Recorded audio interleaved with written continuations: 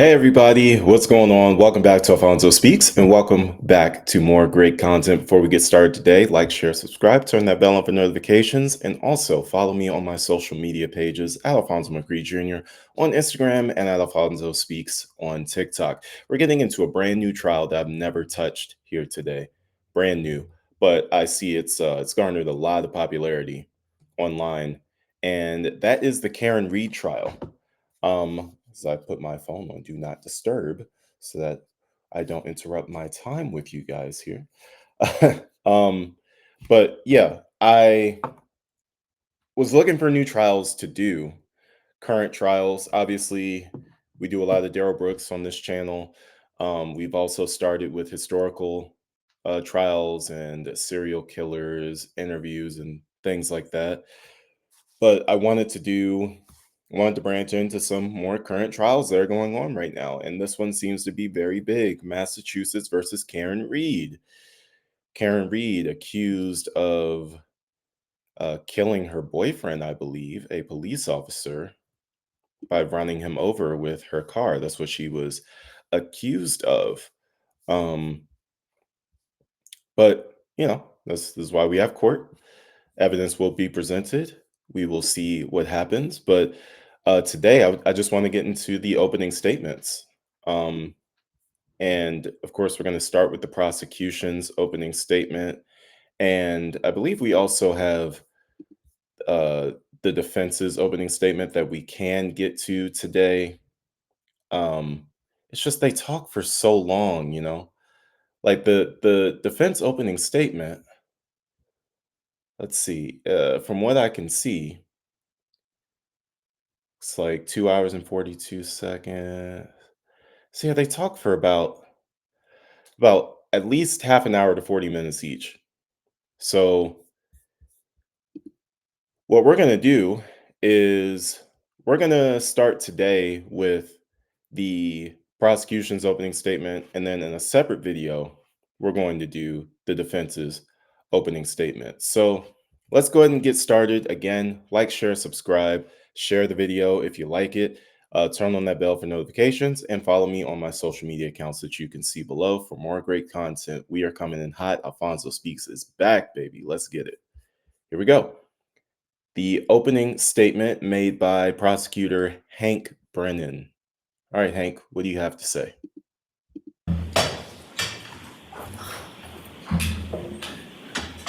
At 6:04 a.m.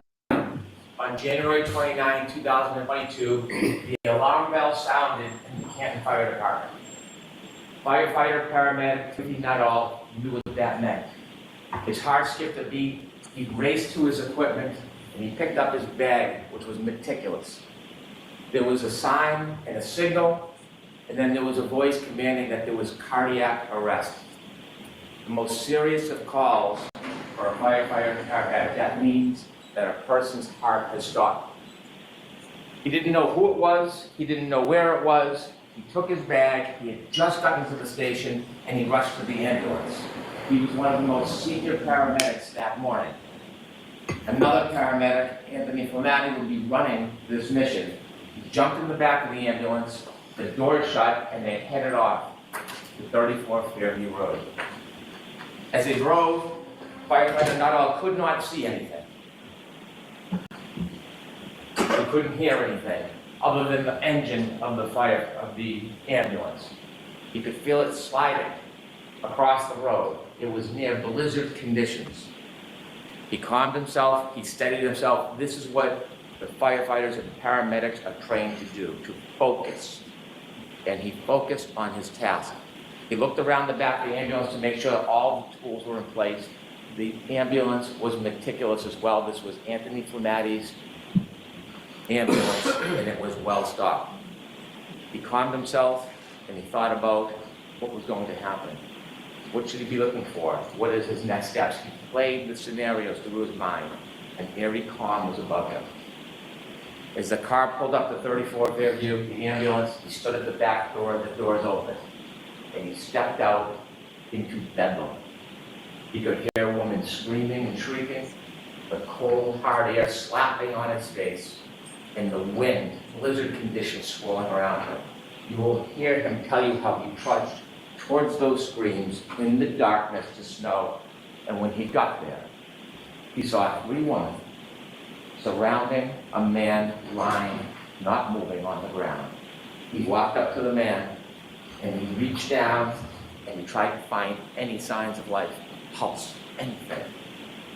And he found nothing. And he got up and he walked over to the woman and he walked over to that defendant, Karen Reed, and he told her that he thinks that that man is gone. And then he heard the yell from Anthony Flamati, the chief, and he said, "Come back, let's go." Because you'll learn that in the cold, even if somebody's heart stops, even if they're presumed to have passed, sometimes you can still save a life. So you'll see on a dash cam video, you'll hear through testimony, he went back to that man who's John O'Keefe.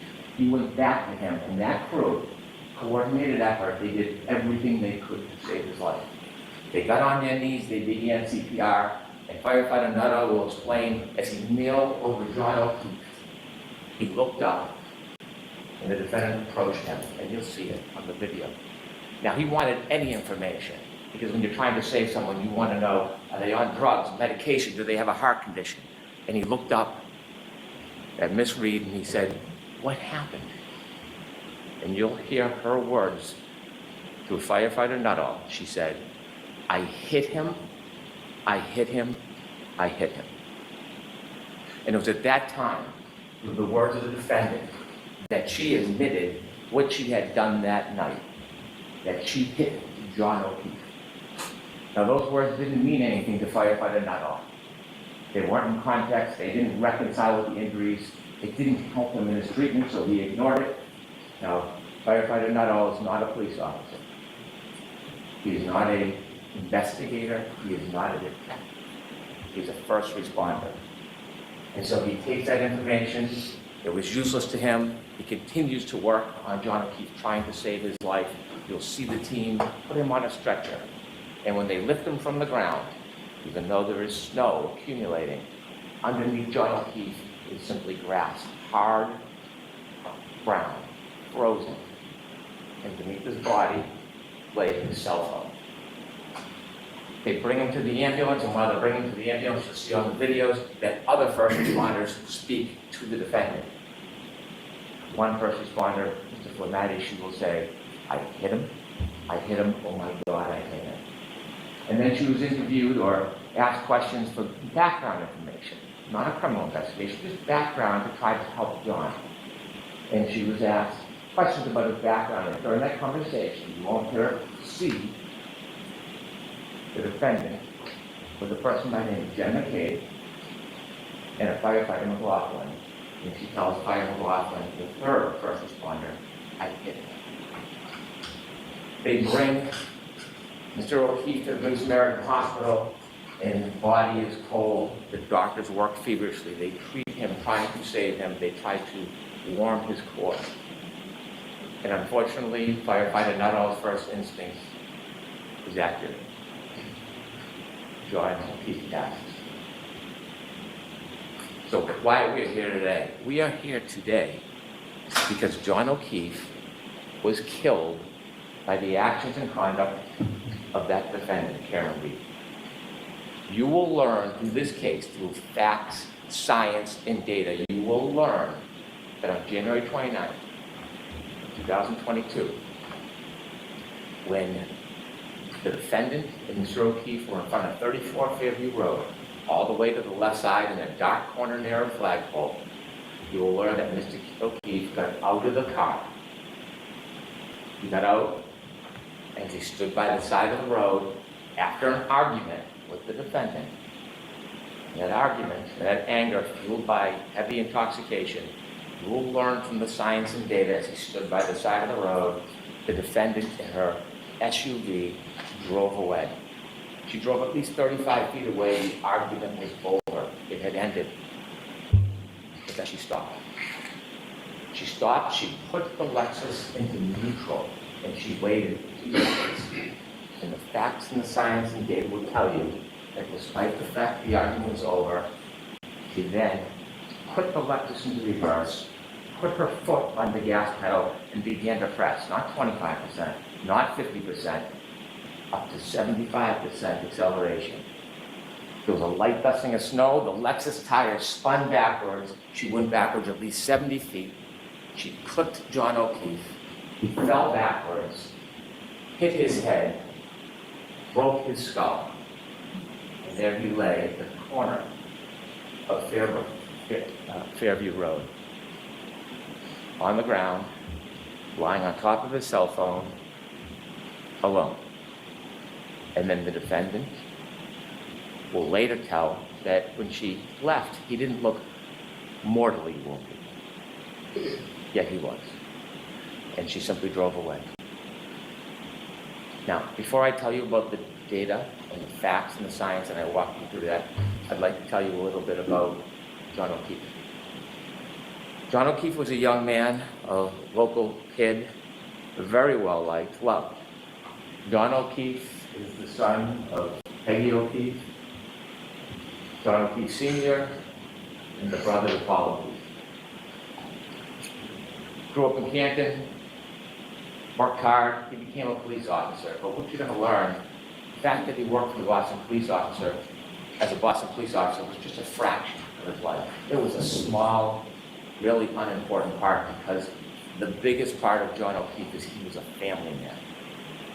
Not in the traditional sense. You see, John O'Keefe never had biological children. John O'Keefe was never married. But John O'Keefe had a sister, and she had 2 children. And when the children were 6 and 3 years old, his sister unfortunately died. And shortly after, his sister's husband died.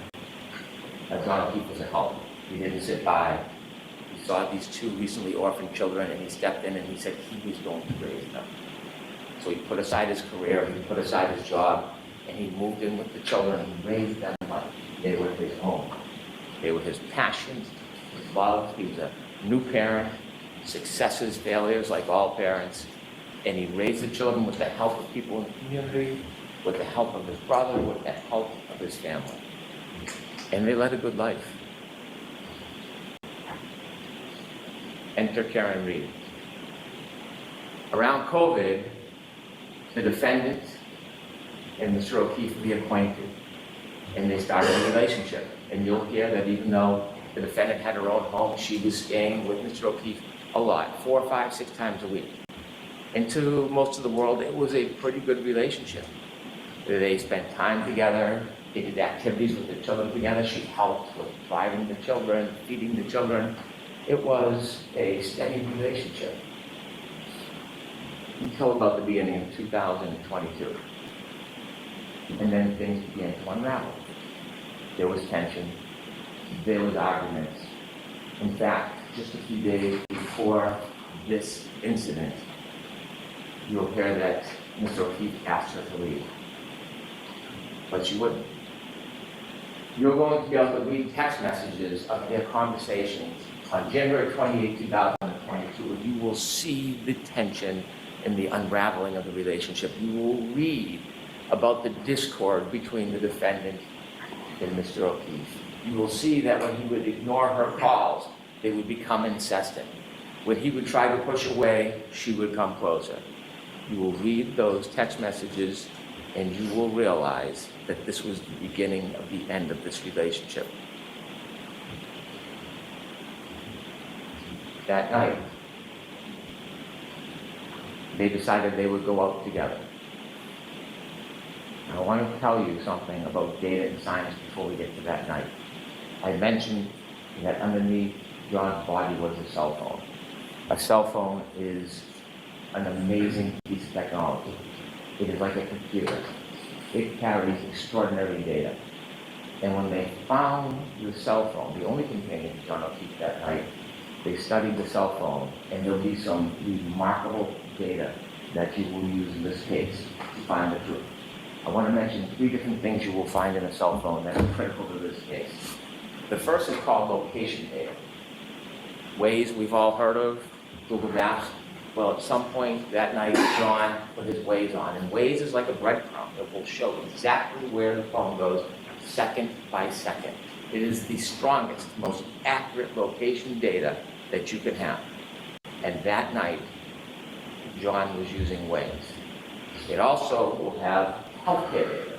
Healthcare data will show when somebody is moving. Sometimes it's qualified as steps, but it doesn't necessarily mean somebody's stepping. Moving their arms, walking, turning. It doesn't show what direction or how far, but it shows movement of a person.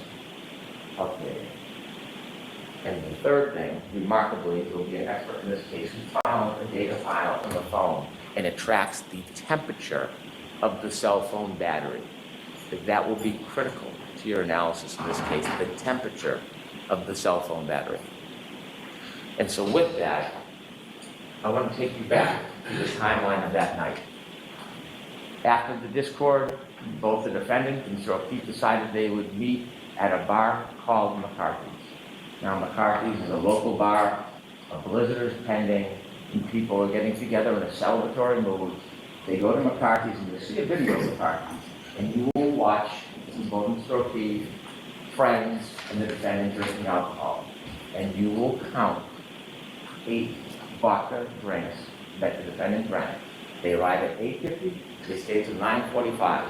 She consumes at least 7 of those drinks in less than 2. The last drink, you'll see when they leave the bar, she puts it under her jacket, and they walk out and they go to another bar to meet other friends called the Waterfall. They reach the Waterfall sometime around 10 p.m. And when they go into the Waterfall, you'll see a video. And when I said celebratory mood, you will see a group of friends of John O'Keefe, many who are friends with Karen through John, and you'll see them clapping and happy and joyous that they're there. You'll see many hugs between John O'Keefe and his friends and the defendant and many of the people there. And they spend some time together, they're drinking, and they all do a shot. And that will be at least the 8th drink within 3 hours that you consume. You will see from the data, not just the cell phone data, but there's some other very important data, and the other piece of data that goes hand in glove with the cell phone is information on the defendant's Lexus vehicle chips. You might have heard of black box in an airplane, where there's some type of event that captures a small amount of time. Well, that was captured in the defendant's Lexus. That black box information with the cell phone data will tell you everything you need to know in this case. It will bring us step by step through the entire night to the death of John O'Keefe. And so they leave the Waterfall Bar at 12:12, and you'll see that the ignition goes on to the defendant's Lexus.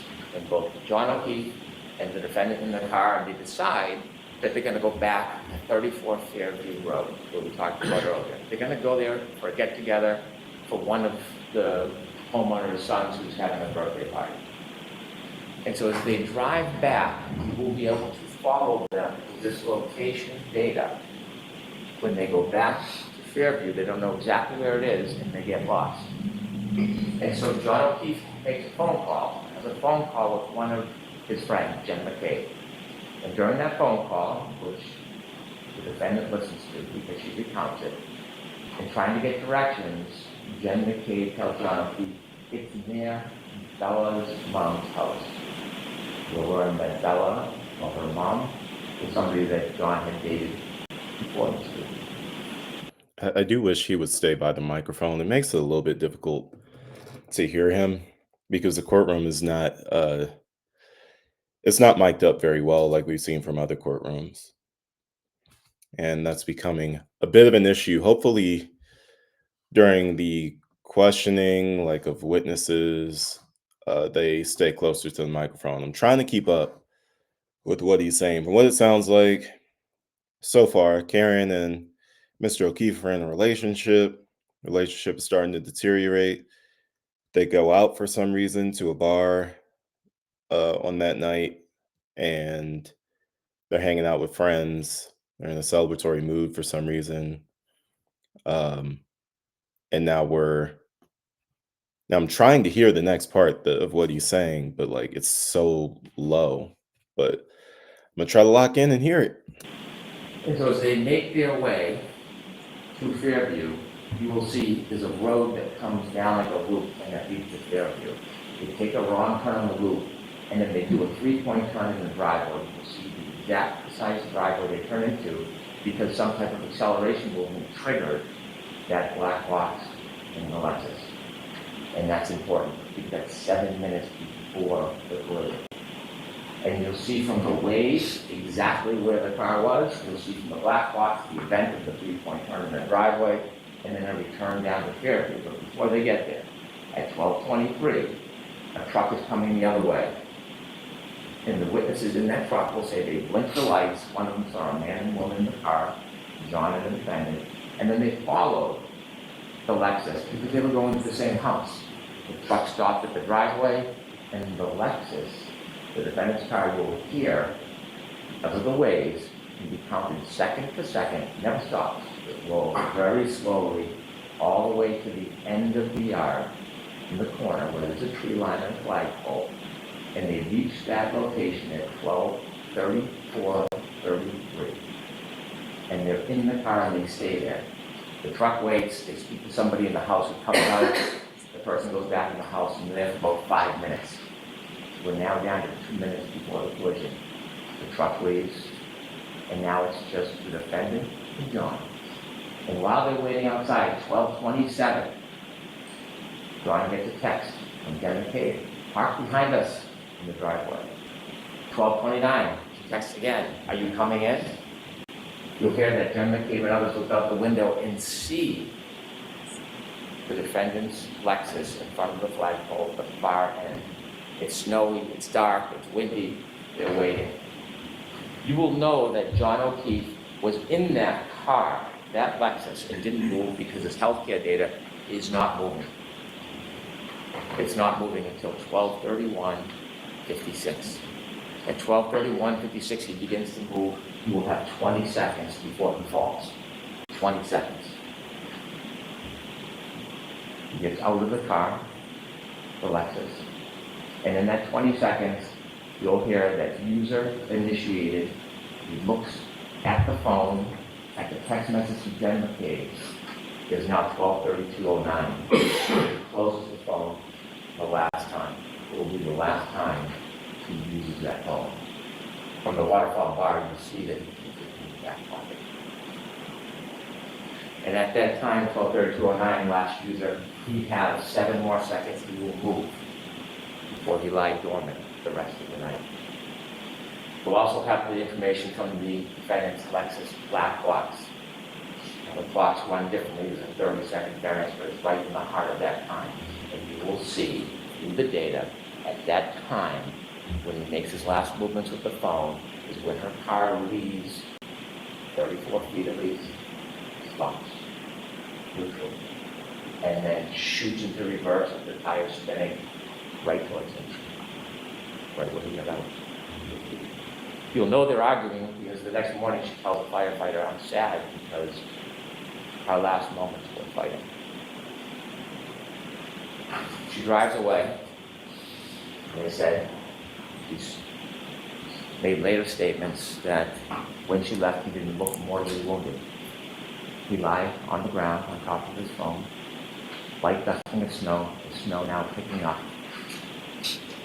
and he's just there. It's 12:37. Now, when he's in the car, before he gets to Fairview, the battery temperature of that phone is 77 degrees. 77 degrees in the warm car. Now that he's been outside the car for 5 minutes, it drops to 72 degrees. She drives to his house.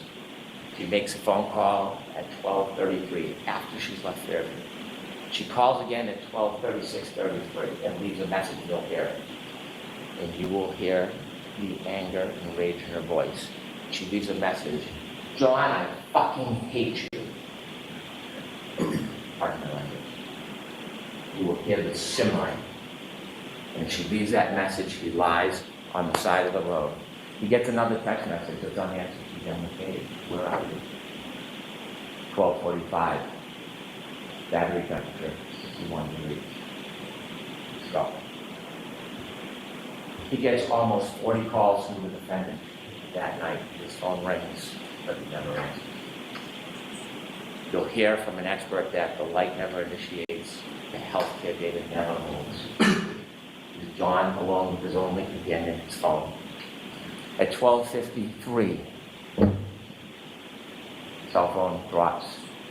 It's almost 60 degrees. 12:59, the defendant leaves another message on John's phone. Now, she hasn't spoken to anybody. Nobody has spoken to her. But her message is out. You'll learn the message says, John, nobody knows where you are. And this is where the plot in the cover-up begins. The evidence will make clear that she knew he was there. She did not call 911. She did not go back to him. She did not leave an anonymous tip. She left him. The night wears on. It's now 1:07. Battery temperature 55 degrees. 1:14, she calls her mother. No answer. 1:14:53. Battery temperature 50 degrees. The defendant had healthcare data on her phone as well, and you'll hear that it stops around that time. And you later learn that she admits to falling asleep and passing out. But then she wakes. It's 5 o'clock. She is frantic. She wakes up John's niece, and she is unintelligible. She is yelling, she's screaming, she asks for the niece to call Jen McCabe. She calls Jen McCabe, and you'll hear Jen McCabe recount. Out of a deep sleep, she wakes up and she hears, Jen, Jen, Jen, screaming Jen's name.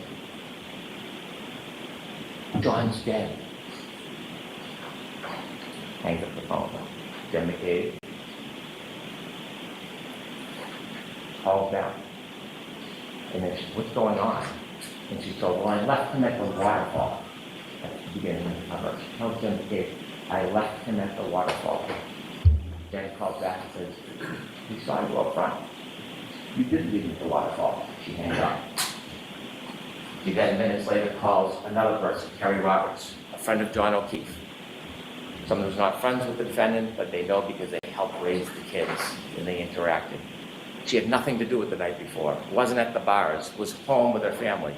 She calls her and says, I think John got hit by a plow. I think he's dead. Now Kerry, with that information, calls 911. She calls hospitals, you can hear her voice. She's concerned, not panicked. And then she gets another call from the defendant. And she tells the defendant, come to my house. I will help you look for him. And the defendant says, I was so drunk last night, I don't remember anything. Waiting for her to arrive, she learns she doesn't arrive. Instead, the defendant goes to Jen McCabe's house. Kerry Roberts, the other friend, then goes to Jen McCabe's house, pulls behind the car. And when she does, she's on Bluetooth, and she can hear the defendant say, my taillight's broken, my taillight's broken. And she looks, and the snow packed in the right taillight, she can see a piece of the taillight missing. The defendant desperately wants to go to 34 Fairview Road, but Kerry Roberts takes over and says, we're going to go back to John's house. Maybe he's in the house and you didn't see him. So both cars, driven by Kerry Roberts and then Jen McCabe, with the defendant, go back to John O'Keefe's house. You'll see a ring video where you see them go into the house and they look around, and you'll hear about the woman, Jen and Kerry, enlisted into this task. Look for John O'Keefe. They cannot find him. And then when Kerry Roberts comes into a room, she sees, rather than looking, the defendant simply standing there, staring at the wall. At that point, the defendant insists they got to go back to Fairview Road. They decide to take one car. Kerry Roberts is taking charge. She's going to drive. They leave Miss Reed's Lexus in John O'Keefe's driveway, and they drive back towards 34 Fairview Road. You'll hear it is blizzard-like conditions. It is dark. They can barely see a thing. And when they get close to the edge of 34 Fairview, you hear the defendant start to scream, there he is. Both women look and they can't see anything. She starts kicking the door. The defendant's kicking the door, let me out. Kerry Roberts stops the car and lets her out, and she sees the defendant run exactly to where John O'Keefe is in the darkness. Just where she left him. Kerry gets out of the car, starts to walk towards where the defendant is, and she sees the defendant lying on a body. She can't tell who it is because the face is still covered with snow. And she comes over and looks, and she wipes off the snow from John O'Keefe's face. She realizes one of her best friends in the world is John O'Keefe.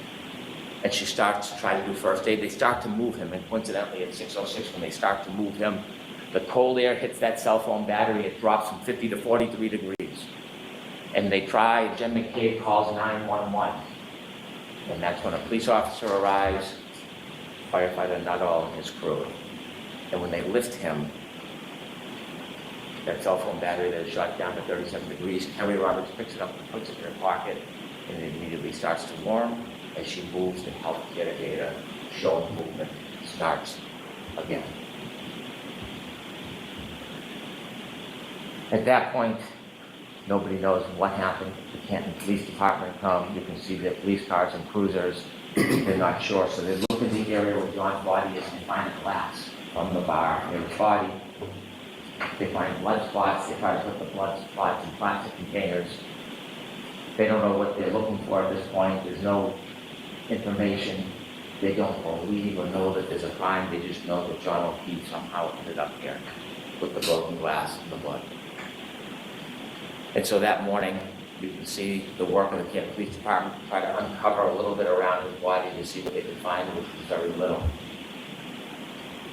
And then, Kerry Roberts goes and picks up Peg O'Keefe, tells her the news, and they go to the hospital. They go to the Good Samaritan Hospital, and Kerry Roberts is walking, and Peggy O'Keefe is going to go see her son, with her husband. And as she walks down the hall, Karen Reed is also at the hospital. See, there was some reports of maybe she was upset or suicidal, so they sectioned her. They put her in for evaluation to make sure she was safe. You'll hear Peg O'Keefe tell her she walked down the hall to go see her son. The defendant was screaming, "Is he dead? Is he dead?" As she walked by Karen Reed, she stopped and she said, "Karen, what happened?" And you'll hear that Karen was excited and yelling, "Is he dead?" Stops her excitement, becomes stoic, doesn't say a word. Peggy pays respects to her son, and then she has to go back home because she has to tell the children. Now, while she's out, the Canton Police Department send an officer to the house to make sure the children are safe because they're alone if they're home. And when the officer pulls in, he doesn't notice anything, but you'll see in his dash cam video, his dash cam video notices something. That tail light has a big missing piece to it. They can't find the children. Ultimately, Peggy comes home, a friend has taken them, and they bring the nephew home, and he is distraught. And then Peggy hears a knock on the door. It is the defendant and her father. They want to come in. They come in, no condolences to Peggy. And they ask, "Can we go upstairs to John's room?" And she's busy consoling her grandson. They go upstairs, they're upstairs for about 15 minutes. They come down, and quickly they leave. Now they got there from the defendant's father, drove his wife and the father to that house. But when they leave, they take two cars. They take the Lexus with the broken taillight with them back to the defendant's father's house. And you will learn that when police start getting some of the information, they learn about the broken taillight, they learn information that she had told people that she had hit him. They went down to see her. And on their way down, they decided they would get a warrant to take the Lexus. When they get down to Dighton, where the car is, you'll hear from Trooper Buchanan, who took a look and you can see the missing taillight. They went in and spoke briefly to the defendant. They took the car, they brought it back to Canton. And so, what you'll learn from the forensic evidence that will help with the science and data is that not only was the cell phone left behind, but also around that area, broken taillight was littered around John O'Keefe's body. Littered around that area. When they got to the hospital, they noticed there was a shoe missing. As time went by, snow melted, they dug with excavations, they found the shoe on a little berm on the border between the street and the grass. You'll learn days later when they did a plant excavation, they found his hat frozen into the ground. Ultimately, they would find over the course of 10 days that the snow melted almost all, every piece of that broken tail light in that area. The hat, the sneaker, the glass. When the defendant left Mr. O'Keefe behind, took with her something of Mr. O'Keefe. It's called Gray's evidence. You'll learn on the back of her Lexus, around the taillight area, is John's DNA, and stuck to the side, grasping one last piece of John O'Keefe's hair. Now, John O'Keefe fell backwards and hit his head after he was clipped by the car. And you're going to hear from a very renowned doctor, a neurosurgeon, who has treated thousands and thousands of head injuries. And the wound on the back of the head, when he fell backwards, on the cracked skull, it's called a basal fracture, it created an injury called counter coup. Jeez, give me 1 second, guys. All right, guys. Sorry, I'm back. Had to do some parenting things. You guys didn't really even notice I was gone. I paused it, so we're good. After he was hit by a car and fell backwards and hit his head. Gonna rewind just for a little bit. I think he's starting to talk about the actual injury that was suffered. Now, doctor, a neurosurgeon, who has treated thousands and thousands of head injuries. And the wound on the back of the head, when he fell backwards, on the cracked skull, it's called a basal fracture, it created an injury called counter coup. After he was hit by a car and fell backwards and hit his head on that hard rock ground, remember there's no snow, it's just a dusting at this point, the back of his brain hits the back of his skull and bounces up. When it bounces up, it leaves marks showing that impact. And this neurosurgeon will tell you, treated thousands of patients, that this injury, to a reasonable degree of medical certainty, is counter coup caused by falling backwards and hitting your head. When the medical examiner for the state looked at it, they generally said blunt force trauma. They had it as undetermined. And so we brought it to the renowned neurosurgeon who does exactly this. You're also going to hear from an active reconstruction. His name is Doug Welch. He does not work for the state police or local police. He was hired to take a look at this case and the data. He will come in and explain to you exactly what I talked about, how the data from that black box coincides with the cell phone and the movements of the car, the moments before, during, and after the defendant struck John O'Keefe with her car. Now, just a few more things I want to share with you. There are 3 charges against the defendant in this case. The first one, second-degree murder. When most people hear murder, they instantly think shooting somebody, stabbing somebody, bringing deliberate premeditation. I will instruct you on the law. I'm not going to trample in that area, but I can tell you clearly, we are not going to try to prove that Karen Reed tried to kill John O'Keefe. We're not going to try to prove to you that she intended or wanted him dead. That's not second-degree murder. What we'll prove to you is she engaged in an intentional act, driving back at him at that speed, in the storm, in the darkness, knowing that he had just gotten out of her Lexus. She intended that act, which would cause the plain and strong likelihood of death. That's what we'll prove to you for second-degree murder. Also, operating under the influence of alcohol, manslaughter will prove to you that she drove her Lexus recklessly. She hit John O'Keefe, and because she hit him and he fell back, she caused his death. The third charge is leaving the scene after knowingly causing death. Again, she hit Mr. O'Keefe with a car.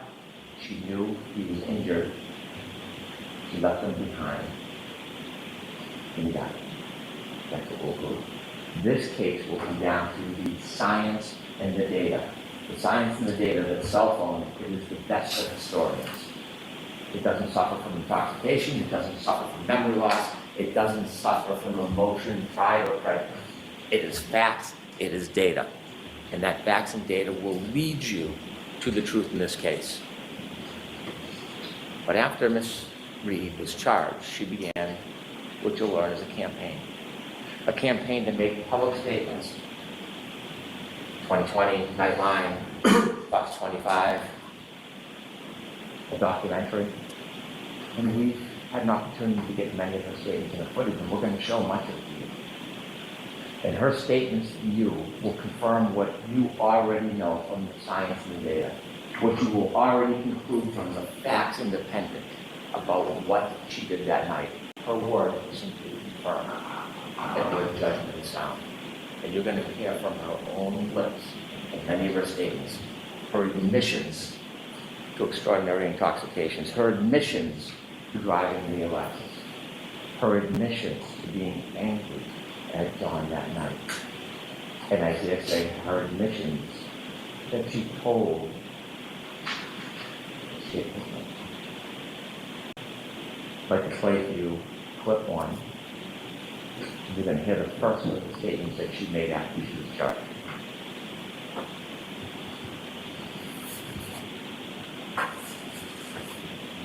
I mean, I didn't think I hit him, but could I have clipped him?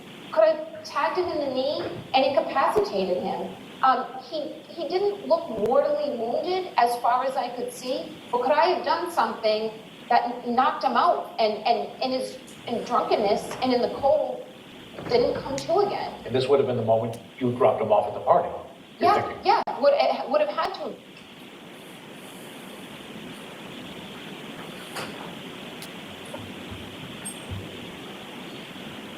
Ladies and gentlemen, I simply ask you to follow the evidence, follow the science, follow the data. Ignore speculation, surmise, conjecture. Stay true to the evidence. It will lead you to the truth. That on January 29, 2022, a very intoxicated defendant was angry and arguing about the relationship with John O'Keefe. And after the fight was over, she left, but she brought the fight back to him in the form of her SUV. She clipped him, he fell backwards, he broke his head, and then this man who helped, a lifetime of help, was left at the corner of that yard, left to die with no help.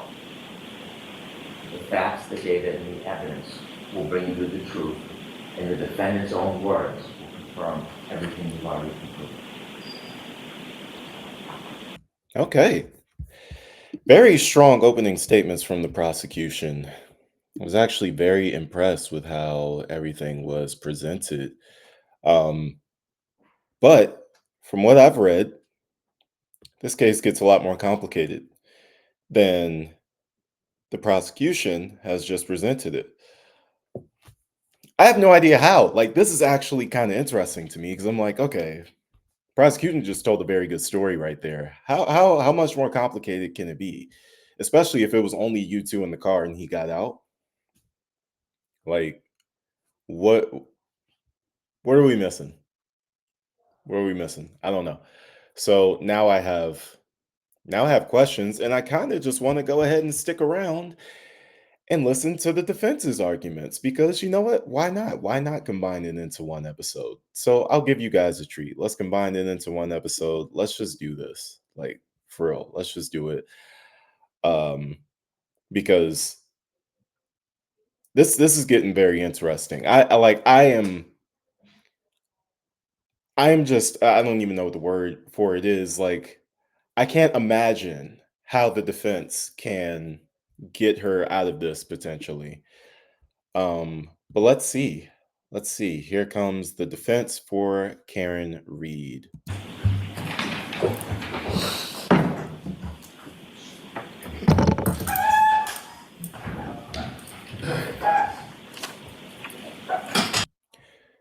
All right, I'm gonna need y'all to be honest. Do you guys think she looks a little crazy?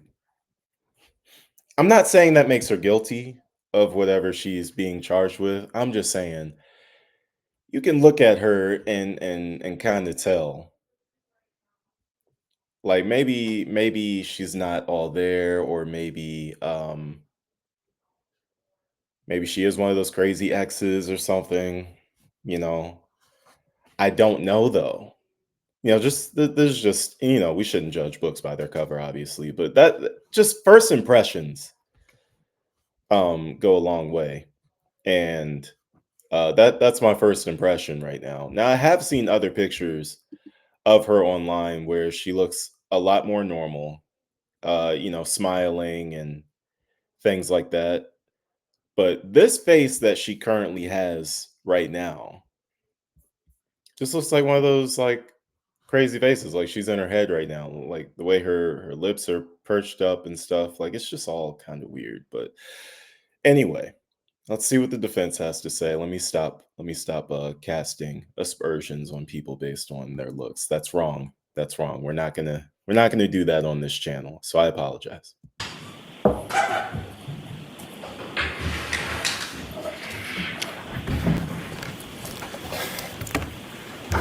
May I, Your Honor? The evidence in this case will establish above everything else 3 points. There was no collision with John O'Keefe. There was no collision. There was no collision.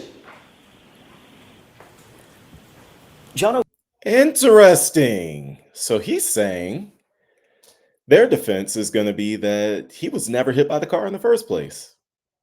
Okay. Now I'm hooked.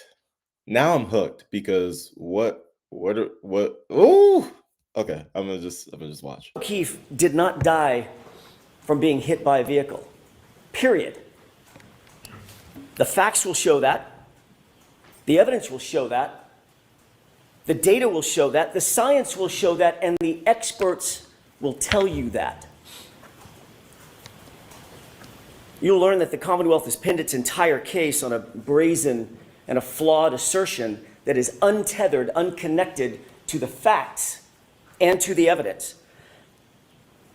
And their assertion is contrary to science.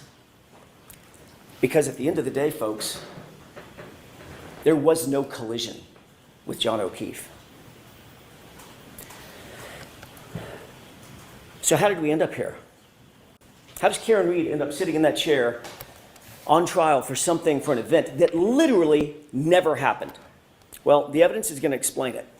And it can be summed up in the following text message at the very beginning of this investigation. A text message of a now fired Massachusetts State Police officer named Michael Proctor. He was the lead investigator on this case, and he was talking about a fellow officer, a fellow cop, who owned the property where John O'Keefe's body was found. Text message with a buddy. Question: is the homeowner going to catch any shit? Answer: nope. He's a Boston cop too.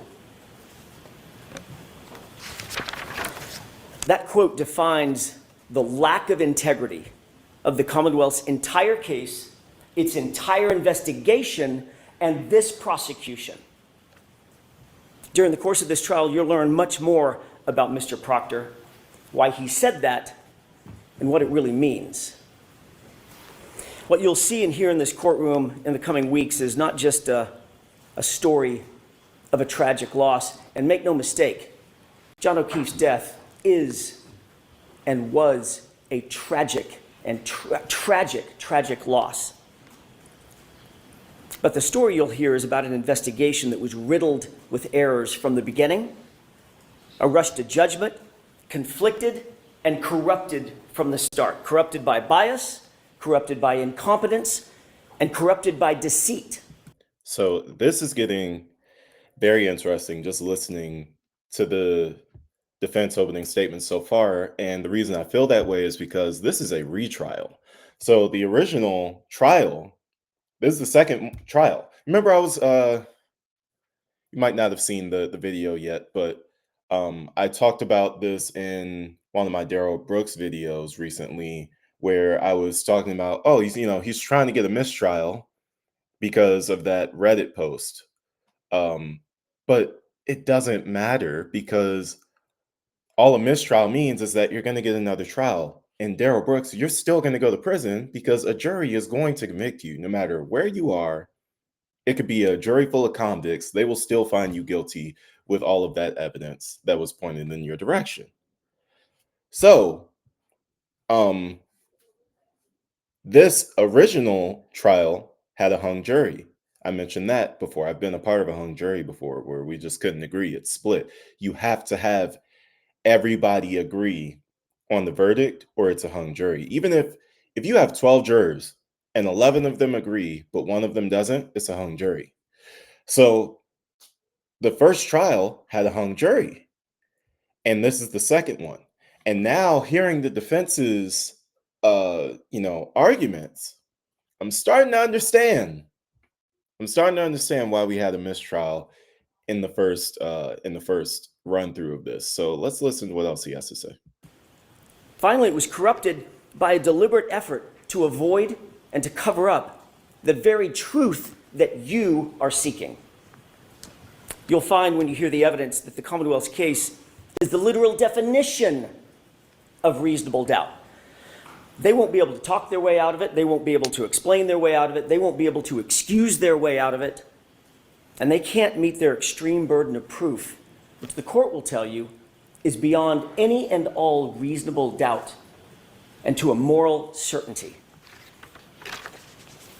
Members of the jury, Karen Reed found John O'Keefe dead on the front lawn of a Boston police officer, Brian Albert, at 6 a.m. on January 29th, 2022. Picture the scene. Blood-curdling screams, ambulances, emergency lights on, fire engines, ladder trucks, paramedics, patrol vehicles, patrol cruisers, police officers, first responders, firefighters, all swarming all over Brian Albert's lawn, literally feet under his bedroom window. Yet Brian Albert, a sworn peace officer, a first responder himself, never came outside.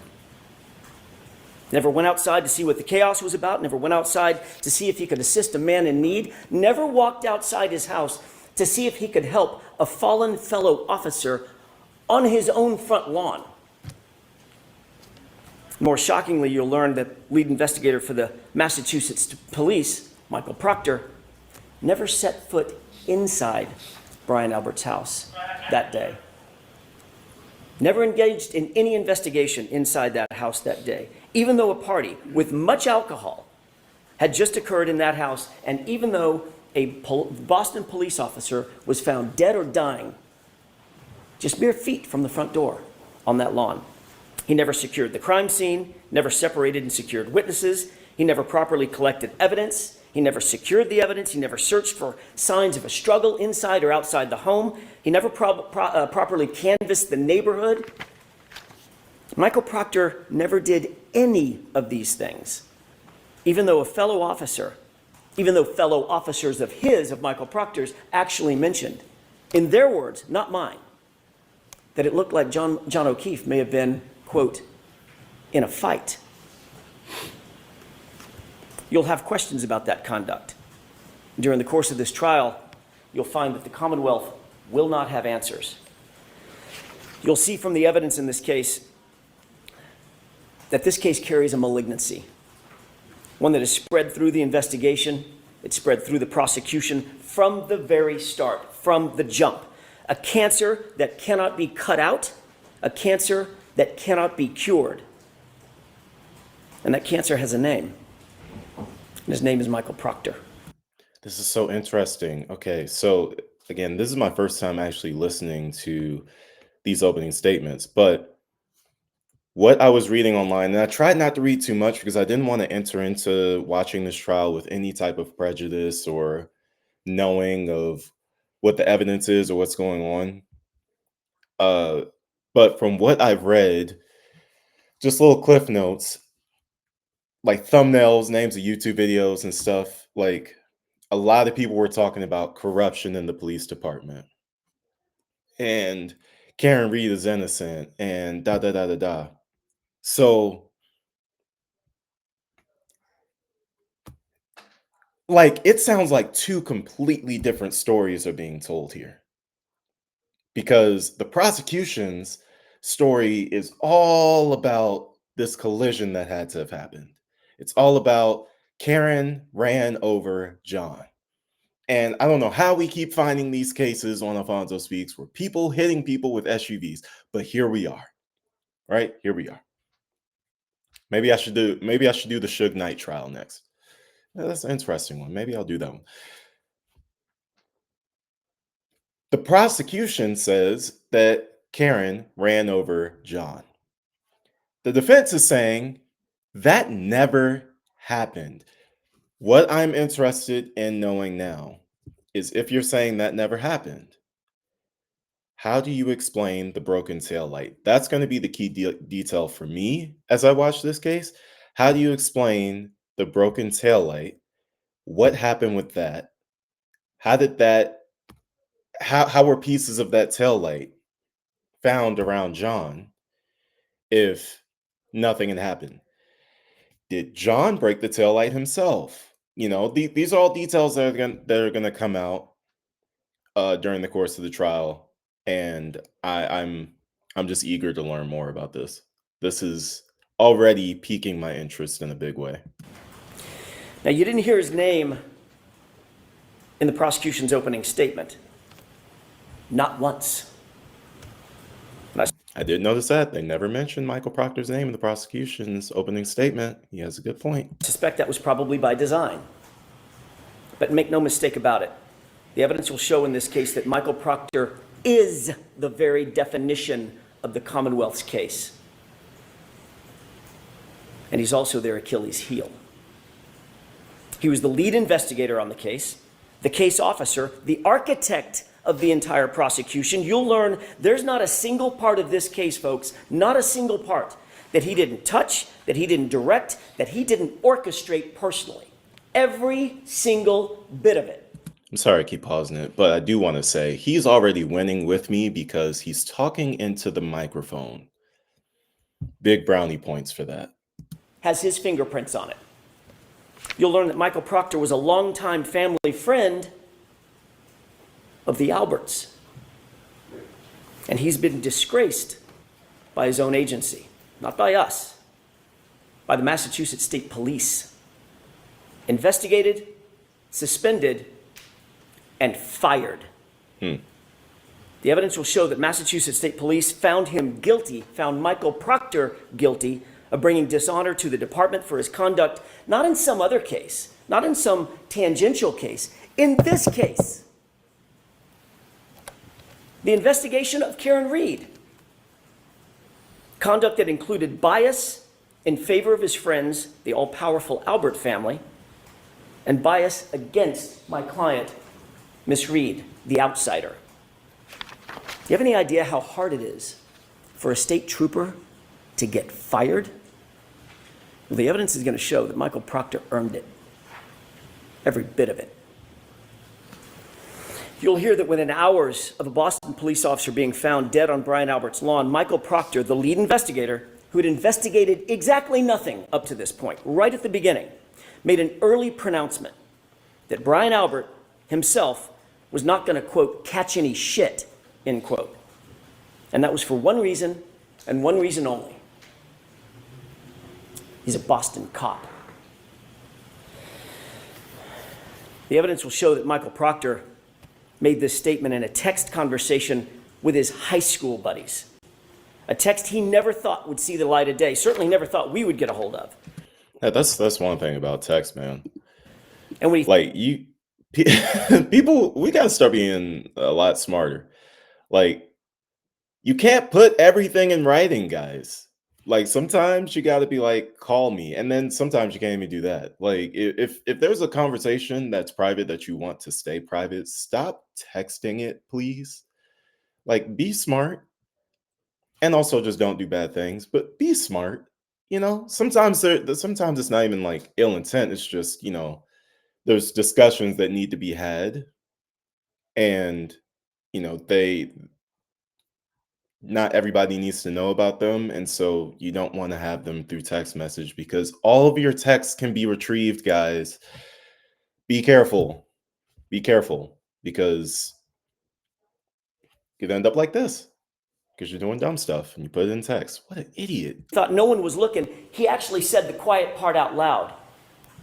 He's a cop too. We'll give him a pass. You'll learn that in Michael Proctor's world, rank has its privileges. And the evidence will show that's privileges that you don't get and I don't get. But apparently a Boston police officer, Brian Albert, and his friends, they do get.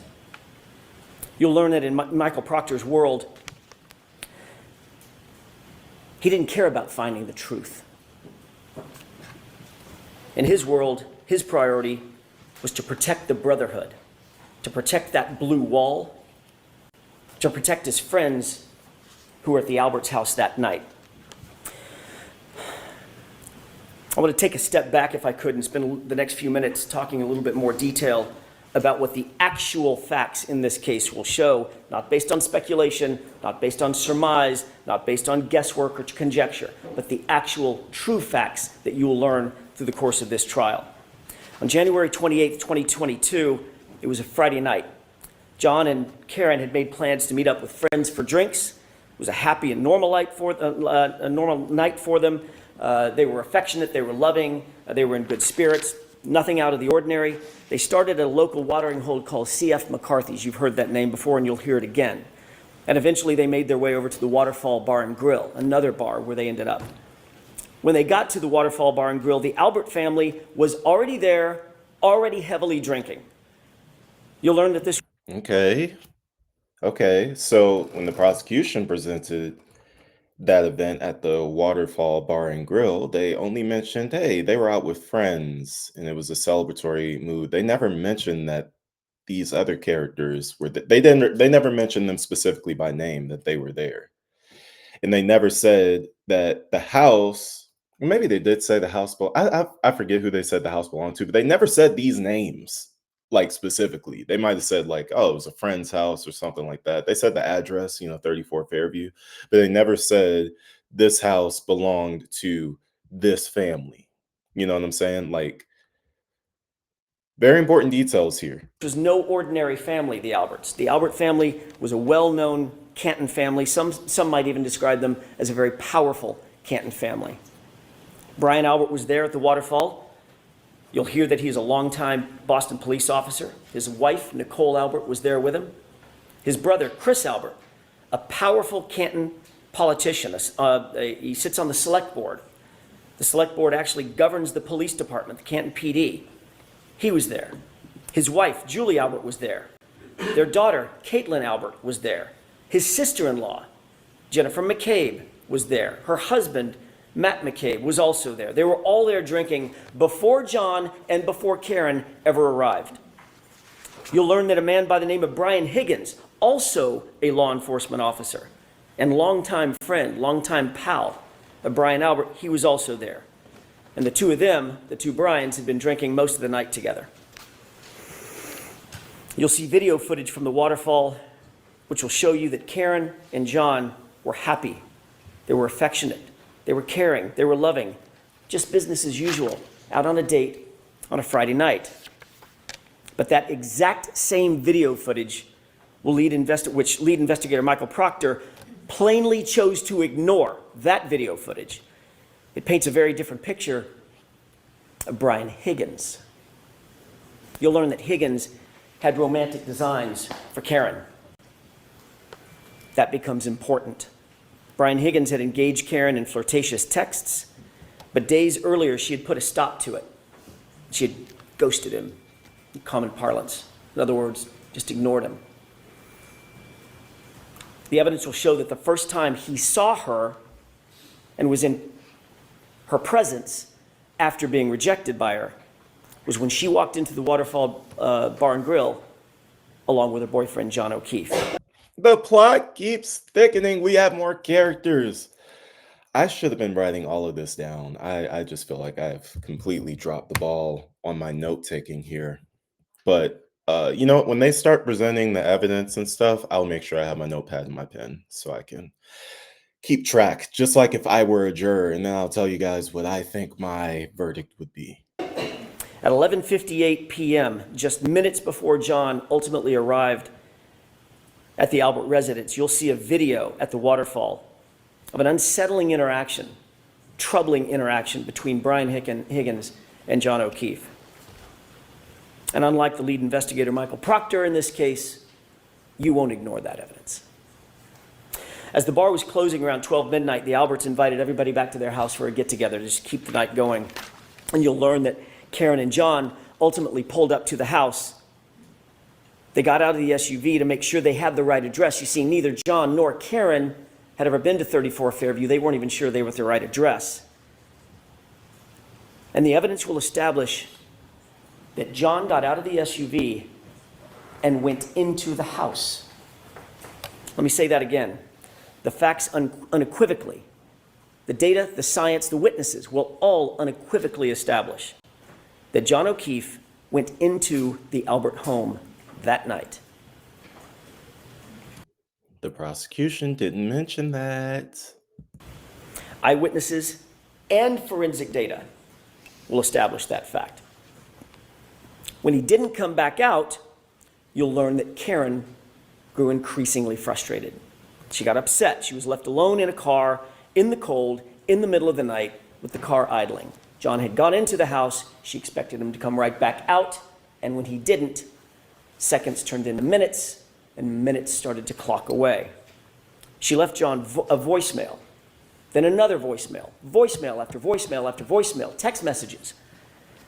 But he was unresponsive. He didn't pick up a single call. He didn't respond to a single text. The longer he didn't respond, the more upset she got. The Commonwealth will intimate, as they already have in their opening statement, that these voicemails are evidence that the two were fighting. The actual evidence in this case, however, will show the exact opposite. You'll hear that Karen was very agitated. You'll hear some voicemails where she's swearing. You'll hear voicemails where she calls him names. There's name calling. But you'll also hear the context of those voicemails. And every single one of them, every single one of those voicemails was left for John after he failed to come back out of the house, after he failed to respond to her voicemails and to her texts. Now, I guess the question would be, why didn't Karen just go into the house? So we'll see if the defense ever touches on that. Karen believed John had just left her sitting there, grabbed a beer, was partying with his friends. The evidence will actually show that John and Karen never had a crossword, not a single crossword that entire evening before he left that SUV and went inside the house. And you will learn what Karen had absolutely no way of knowing at the time. It wasn't that he wouldn't respond to her. It's that he couldn't respond to her. And the evidence will show you why. Let's talk about that. We'll introduce you to a doctor named Elizabeth Lopesada, a renowned forensic pathologist, a medical examiner, and a professor at Brown University. She will tell you that the injury to the back of John's head, first of all, was immediately incapacitating. And that has meaning. At the moment he suffered that fatal head injury, he couldn't walk, talk, grab his phone, cry for help, nothing. He was completely incapacitated, completely unconscious from the moment he suffered that injury. He was completely still and incapable of interacting with anyone or anything. But the doctor will tell you something more, and just as important. She'll tell you that John O'Keefe did not suffer from hypothermia, as the Commonwealth will undoubtedly allege. His body showed no signs of it. No frostbite, no cold-induced injuries to his organs, no damage based on cold or frost. Ladies and gentlemen, the scientific evidence and the medical evidence will establish that John O'Keefe had to be injured somewhere else, somewhere warmer, and his body had to have been moved out into the cold. And that's where, ultimately at 6 a.m., Karen found him the next morning. You will learn that John did not have a single injury consistent with being hit by a car. Let me say that again. The evidence will establish that John did not suffer a single injury on his body consistent with having been hit by a car. Not one. You'll learn that John's torso, his ribs, his chest, his arms, his hips, his legs, his knees, his ankles, his feet, all of them, no broken bones, no fractures, no contusions, no torn ligaments, no internal injuries, not even a bruise. Nothing consistent with a car accident, despite the Commonwealth's contention that he was slammed into by a 6,000-pound SUV. Not a bruise. Dr. LaPosada will tell you with medical certainty that, in fact, John was not struck by a vehicle. Medically and scientifically, he could not have been struck by a vehicle. Therefore, as I said, there was no collision. She will tell you that the patterned abrasions on John's right arm, the patterned abrasions you see over my left shoulder,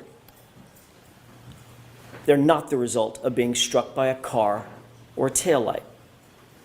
You'll take one look at these injuries and you'll agree with Dr. LaPosada. The evidence will show that these injuries are from an animal, like a large dog, like the large dog that was inside the Albert house that night.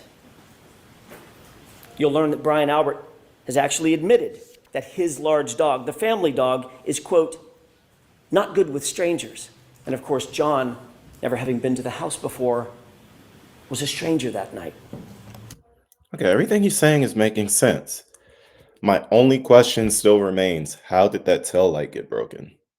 And how were there tail light pieces around the body of John O'Keefe? We have to fill in those holes. Pause. You'll also learn that oddly, very oddly, after having their family pet for 7 years, a short time after this incident, the Alberts got rid of that dog. They called it rehoming her. That's suspicious. But she was gone. Dr. LaPosada will also tell you that the injury to John's head was not the result of falling backward onto a flat lawn, cold or otherwise. Rather, Dr. LaPosada will tell you with medical certainty that the injury pattern to his scalp was produced by an impact from a raised or ledged surface, a surface that does not exist on Brian Albert's front lawn where John was found. The medical evidence will establish no hypothermia, no injuries from a car strike, no collision with a motor vehicle. And forensic analysis of John's cell phone, Mr. Brennan mentioned that in his opening statement. The Commonwealth's own expert will ultimately support the exact facts that I just told you, including the temperature data. John O'Keefe was injured someplace warmer, and he was moved. That alone is reasonable doubt, but there's much more. You'll also learn that there were many people at that after-hours gathering at Brian Albert's house who would have left by the front door just feet from where John O'Keefe's body would have ultimately been, had he actually been there, right after 12:30 a.m., which is what the Commonwealth's claim is. There were nearly a dozen people who walked out that front door directly adjacent to the precise spot where John O'Keefe would have been lying.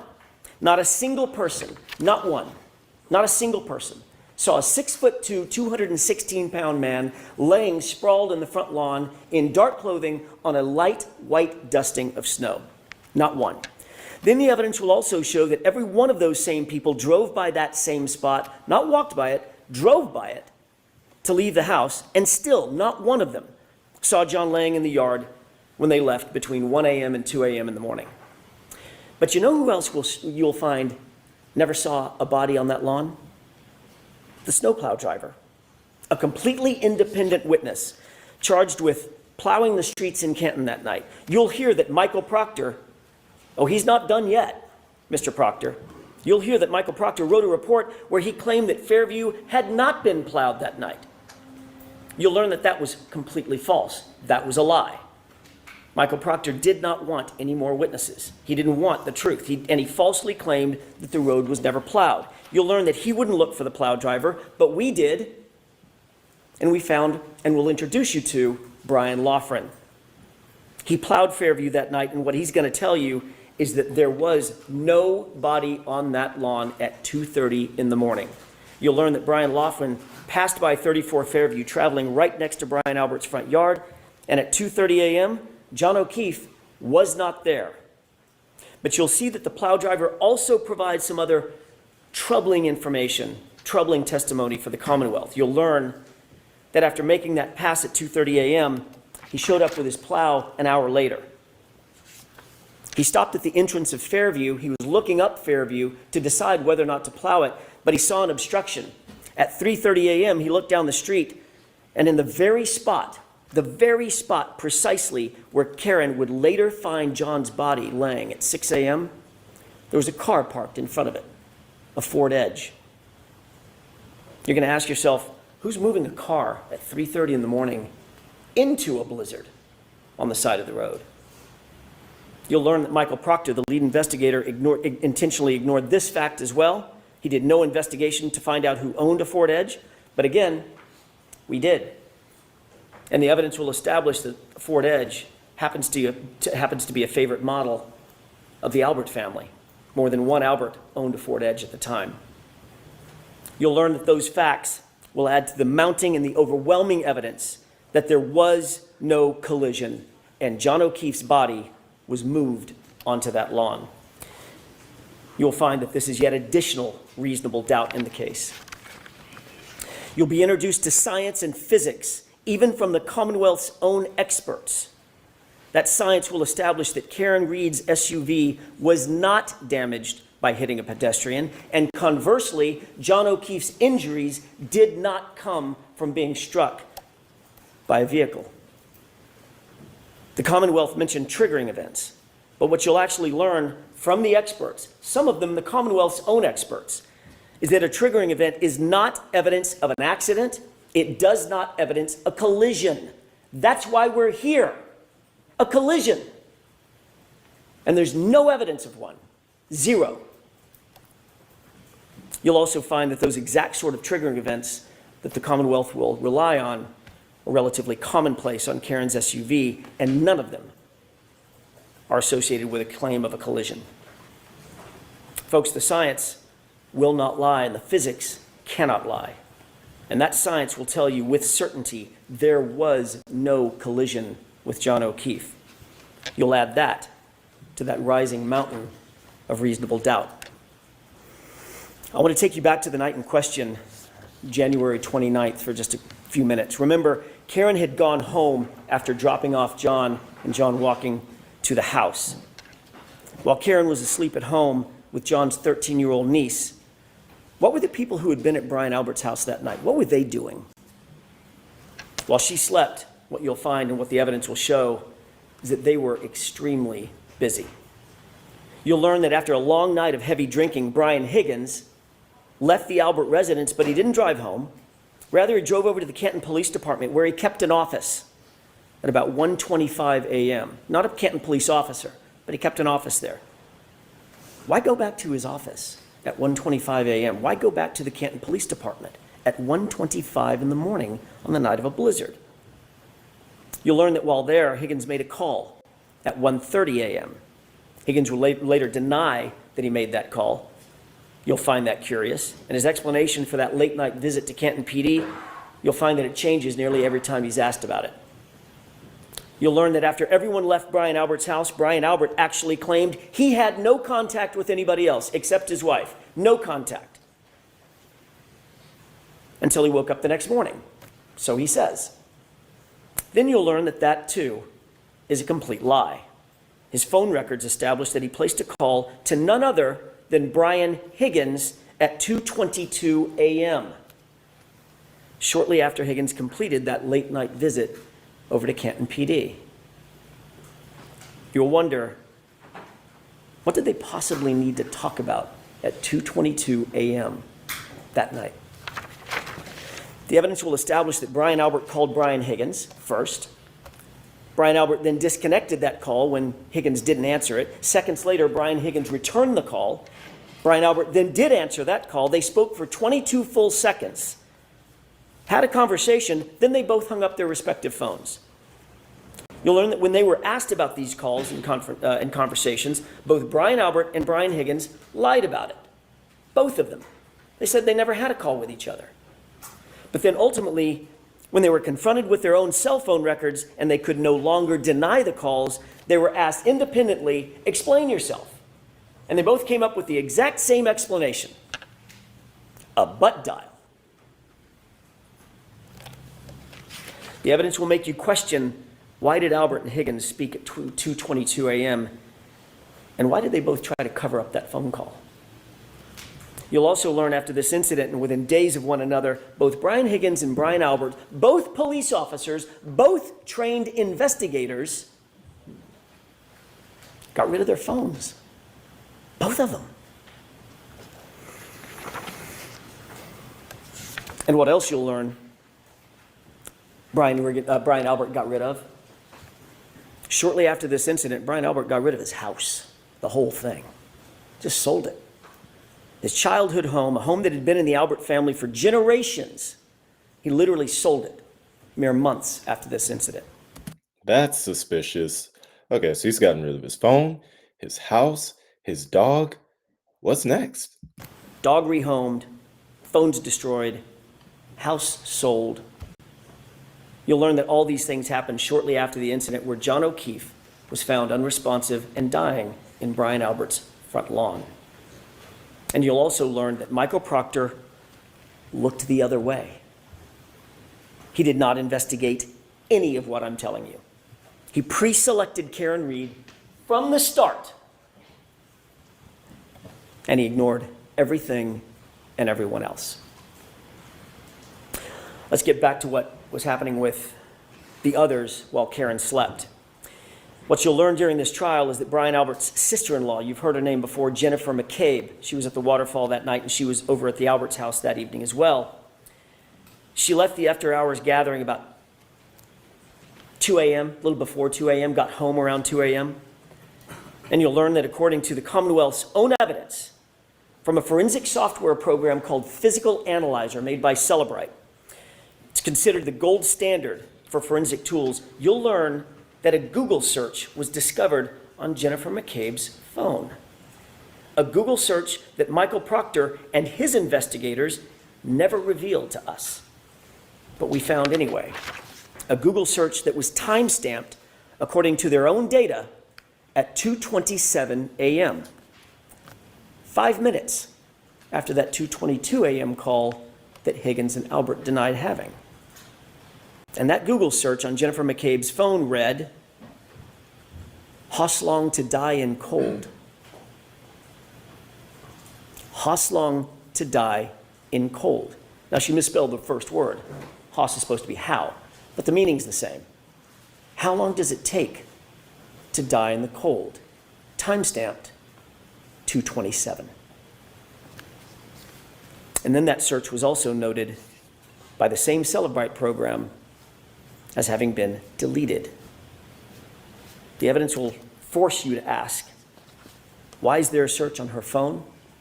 Why is it logged at 2:27 a.m.? When the Commonwealth claims that she first learned of John's death and where his body was hours later at 6 a.m. That's suspicious. Look, guys, I'm telling you, this defense case is like, this is actually crazy. Like sorry guys, the prosecution's case looks really weak compared to this. All right, we got about 10 or so minutes left in it. We're gonna watch the rest of it, of course, but like the prosecution's case is looking real weak after this. Like, this is heavy. So what you'll learn is that while Karen slept, here's what was actually happening by some other very busy bees. 1:25 a.m., Brian Higgins makes an unexpected visit to Canton PD. 1:30 a.m., he makes a phone call that he later denies ever making. At 2:22 a.m., Brian Higgins and Brian Albert talk. They both deny and lie about having made that phone call.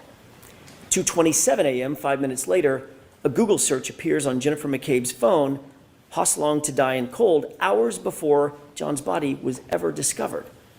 A Google search she denies making, and that she later, or at least it was later logged as deleted. Meanwhile, at 2:30 a.m., the plow driver confirms that O'Keefe's body was not on the lawn of Brian Albert's house, not at 2:30 in the morning. And at 3:30 in the morning, that area was obstructed by a Ford Edge like the one the Albert family liked to own. The evidence will show in the meantime, Karen dozed in and out of a fitful sleep for the rest of the night, only to awaken just before 5 a.m., and that's when she realized, in a panic, John had never come home. And you'll see, it wasn't like John to not come home. That morning, you'll see and hear evidence that Karen's emotions had morphed. It'd gone from frustration and anger, which you'll hear in the voicemails, to abject fear. Fear that something bad had happened. The evidence will establish by this time Karen was panic-stricken. She had a feeling something was very, very wrong. She was unable to get a hold of John. Karen went to go look for him. She got in her Lexus and she backed up to leave her garage at One Meadows. You'll hear a lot about that address, One Meadows. That was John's house where Karen was staying. She backed out of the garage, and during the course of the trial, you'll hear that she actually struck another car with that right rear taillight. During the course of this trial, the Commonwealth is going to desperately claim that Karen Reed's taillight was actually damaged by hitting John O'Keefe. They'll have no evidence of it, mind you, none, but they'll make the claim. We'll show you a video of exactly how that taillight was originally damaged, or exactly what happened at 5:07 in the morning. The facts will show that it was damaged in John's own driveway at 5:07 when Karen backed up and made contact with another car in the driveway. This is 5 hours after she dropped John off and he went into the Albert residence. As a result, the taillight was minimally cracked, but it wasn't completely shattered or damaged or broken. And that's the condition of the SUV when Michael Proctor got a hold of it. That becomes important. You'll hear from an independent police officer, an eyewitness to the damage on that SUV, someone not connected to Michael Proctor or under his control. And he'll tell you that he saw the taillight damaged before it was in Michael Proctor's possession, but it was not completely shattered. And you won't have to speculate how that taillight got cracked originally. You'll see it for yourself. It's on video. You'll learn that part of the reason that Karen's Lexus hit that car at One Meadows is because she backed out looking for him at a time when she was absolutely panic-stricken and grief-stricken. Where was John? Why hadn't he come home? What had happened to him? Is he hurt? Is he passed out somewhere? Her mind was reeling. I can believe this just from firsthand experience. I've watched my grandmother do this because my dad was in the hospital, and so she was all antsy and freaking out. So we're meeting her at the hospital. She's going to park, a few spaces down from us, and she's parking in reverse and just hits the wall because her nerves are shot. So stuff like that does happen. If you've ever been in that type of situation where you're panicking about something and you're having anxiety, it's very easy to get yourself into little fender benders like that. The evidence will establish she wasn't giving anything away. Everything was on the table. What could have happened to John? You'll learn when she woke up and he still wasn't home, she was just racking her brain for what could have happened to him, and she was worried about possibly the worst. He'd gotten out of the car, he'd walked to the house, she was confused, and later, when she found him at 6 a.m. on the lawn, where she last saw him going toward the house, her mind started reeling, oh my God, did a plow hit him? Did I hit him? Could I have hit him? What could have happened to him? And that video clip that you saw, out of context, when she said the words, he did not look like he was mortally wounded, she's not talking about at midnight. She's talking about at 6 a.m. when she found him. That's what she was talking about. Your job will be to make sure that the evidence isn't presented to you too cute by half. I don't know what that means. Let me see something. Too cute by half, meaning. No, not too clever by half, too cute by half. What does cute by half mean? The phrase cute by half is not a common standalone idiom. However, it is likely a misremembering of too clever by half, which means someone is excessively clever or cunning to the point of being. No, nope, that's not what I'm looking for. Okay, it is basically a sarcastic way of saying more to this than meets the eye. Okay. I mean, yeah, I guess context clues would have told me that, but I just really wanted to know. She was saying all those things. Did a plow hit him? Could I have hit him? Did I hit him? She was saying that to herself and to other people. And the Commonwealth, very obviously, will try to seize on that panic and twist this into some admission. But here's the actual truth. That's not a confession. Could I have hit him? Did I hit him? Could a plow have hit him? That's a person trying to make sense of an unexplainable circumstance, a natural concern of a bereaved significant other, a woman desperately trying to piece together what could have happened on this tragic night. John didn't come home. And the evidence will show that Karen Reed never said, I hit him. Never. Not in the background of the 911 recording, not on any dash cam video, not on any audio, not on any police body cam, not to a first responder. It's never mentioned in a single report. It's never reported in a single report from January 29th, not by one person, because it never happened. Dog, if that's the case, then the prosecution just straight up lied in their opening statement. So, like, can you just do that and get away with that? If that ends up being true, right? If there's no evidence that she ever said I hit him, like the prosecution is saying happened, are you just allowed to just get up there and just lie like that? That's crazy, right?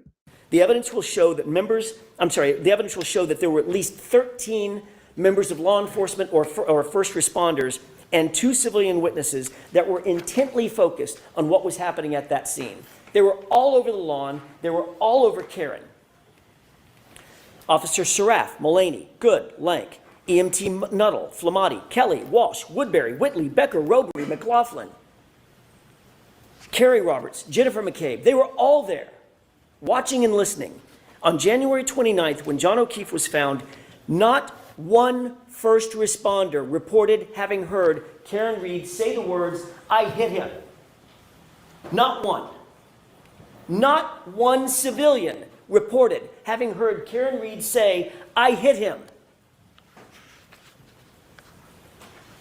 The facts will show that the first time this improved statement was ever claimed to have been made was some 24 hours later by a single EMT in an interview. Now listen to this. In an interview coordinated by a Canton police detective named Kevin Albert. Brian Albert's brother. And remember, Chris Albert, the other brother, is a board selectman to whom the Canton Police Department reports. And what's more, you'll learn that Katie McLaughlin, that's the EMT, that's the single EMT, the first person to have claimed to have heard this unrecorded and unreported statement, is years-long, close personal friends with a young woman named Caitlin Albert. You heard that right. What's going on with the Albert family? Ooh, this is gonna be a lot of content. I can tell already. We're just gonna go all the way through with all of this, man. We're gonna watch all the interviews. We're gonna do some research on Michael Proctor and the Albert family. Like, this is getting crazy. It's Brian Albert's daughter. During the course of this trial, you'll become familiar with and you'll realize that the Alberts are indeed a powerful and indeed an influential family, and that will mean something. You'll learn that there are other major problems with the prosecution's case. The evidence will establish that Michael Proctor himself, the lead investigator and architect of this entire case, has a long-standing and personal relationship with the Albert family. Yes, that same Albert family.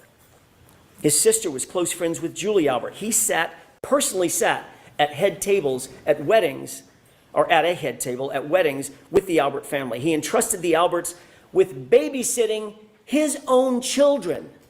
You heard that correctly. and yet he was the lead detective assigned to investigate the circumstances of a Boston police officer laying dead on the Alberts front lawn. That's not just bias, you'll learn.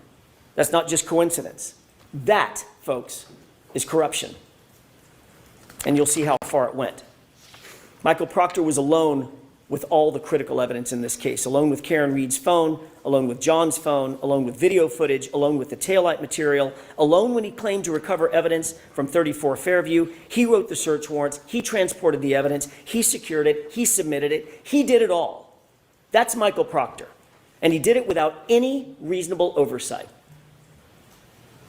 You'll see during the trial that he intentionally lied and fabricated evidence during the course of this investigation. He lied in reports, warrants, he lied under oath. He lied about the time that he actually secured Karen Reed's vehicle. Why? Why would he lie about that? The evidence will give you the answer. He lied because he did not want it revealed that he had access to that vehicle and he had access to that taillight before any taillight fragments were found at 34 Fairview. Ooh, that might answer one of my questions. Appreciate that. He had access to the vehicle before a single piece of taillight material was ever found at the scene. You'll find that there were two searches. The first and second search found zero, nothing. Nothing around John's body, nothing in the street, not one piece of taillight fragment. But once Michael Proctor had that SUV and had the taillight in his custody and control, suddenly items started magically showing up. And not just a few items, 46 pieces of bright red taillight laying in the snow, supposedly found in the exact same spot that was searched not once, but twice by independent officers. It came up with zero. To be clear, you'll learn that before Michael Proctor had access to that taillight, not a single piece was ever recovered at 34 Fairview. That will become vitally, vitally important. And what about those shards of plastic, by the way? What about this DNA that the Commonwealth mentioned? They're going to try to dazzle you with talk of DNA because it sounds so scientific. DNA was on the taillight, but you'll learn that there was no DNA on the actual shards that they claim came in contact with John's arm. None. There was no blood, no tissue, no skin, no DNA on a single shard of plastic that they claim cut deep abrasions into John's arm, the arm that you saw overhead. The DNA that was actually found, the actual science will show it was found outside of the taillight housing where anyone with access to that vehicle would have touched.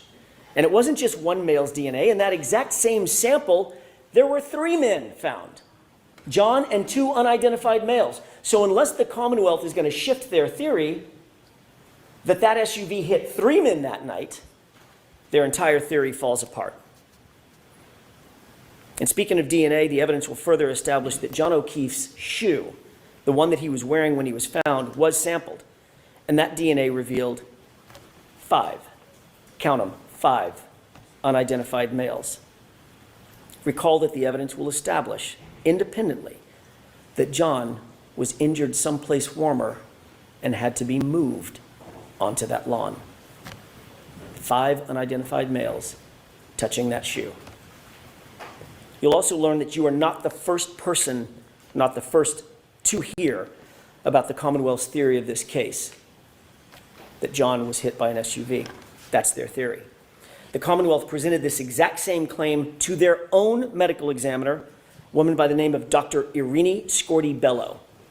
And you'll learn that after reviewing what's called a law enforcement accident notifier, with law enforcement's theory of the collision written in it, defined in it, after conducting the autopsy herself, after examining John's injuries in detail, she refused to conclude that John's death was a homicide based on the Commonwealth's presentation and their theory. That's right. The Commonwealth's own medical examiner will not deem the manner of death in this case, a homicide. She won't do it. But they're nonetheless back again trying to present the exact same theory to you in this trial. Again, the evidence will show that that is reasonable doubt. Throughout this trial, the Commonwealth will try to convince you of paranormal events, phones calling themselves, messages deleting themselves, Google searches made and then unmade, evidence magically appearing and evidence magically disappearing. But all that smoke and all those mirrors will not ever reach their burden. Because that's what this case is ultimately about. It's about the Commonwealth's burden of proof. You'll learn that during the trial, the Commonwealth bears the highest burden known to our justice system. They must prove every element of every charge beyond a reasonable doubt and to a moral certainty. And you'll learn that moral certainty means the highest level of certainty known in human affairs. It's not a small thing. They're not going to be able to do that. Not when every piece of this case was handled by a disgraced investigator with a motive to protect his friends, not when the physical evidence contradicts their very theory, not when their own medical examiner won't call this case a homicide based on the exact theory that they're presenting to you, not when the conduct of those in the House and the utter lack of investigation speaks volumes about those who actually have something to hide. By the end of this trial, you'll conclude that Karen Reed is not guilty of hitting John O'Keefe with her SUV. There was no collision. She's the victim of a botched and biased and corrupted investigation that was never about the truth, folks. It was about preserving loyalty. You'll find that this case is the very definition of reasonable doubt. And at the end of this trial, we'll ask you to return the only verdicts, all three of them, that are consistent with the evidence, the science, the truth, and justice. Not guilty, not guilty, not guilty. Thank you. Thank you. Dang, bro's a beast. Yo, that was crazy. I gotta watch the rest of this trial now. Have to. There's no ifs, ands, or buts about it. We're watching the rest of this trial. We're watching the rest of this trial. We're watching it. Okay. Like, share, subscribe, hit that bell for notifications. We're gonna be watching this trial together. Let's do this. Make sure you follow me on my social media platforms. For those of you who are new to the channel because of Karen Reed stuff, make sure you check out the Daryl Brooks stuff if you haven't already. It's good stuff. And I will see you guys in another video. Until then, stay safe, stay blessed. Deuces.